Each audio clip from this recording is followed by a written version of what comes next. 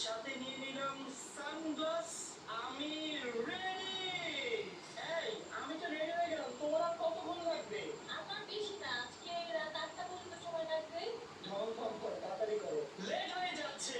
Finally guys, we are ready guys. এখন আমরা ওয়ান্ডারল্যান্ডে যাওয়ার জন্য রওনা হবো। আমি তো গাইস অনেক অনেক বেশি এক্সাইটেড, কারণ ওয়ান্ডারল্যান্ডে আছে অনেক মজার মজার রাইড, জানো? তুমি অনেক খুশি হয়ে যাবে রাইড দেখলে, আরো কিন্তু আমার অন্তত খুশি। তোমার অনেক ভালো লাগবে। তো গাইস, আমরা দেরি করবো না, এখনই রওনা দিয়ে দিব, চলো। আমাদের গাড়ি চলে আসছে।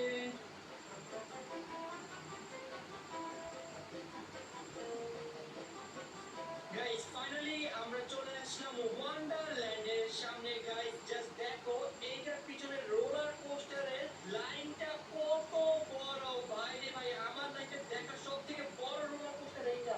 আমিও এত বড় রোলার কোস্টার এর আগে কখনো দেখি নাই। এটাতে উঠতে গাইস অনেক বেশি মজা লাগবে, তুমি আর আমি উঠে অনেক এনজয় করবো। এটা তো তুমি উঠবা, আমি কেন উঠবো? তাই না, দুজন একসাথে উঠবো।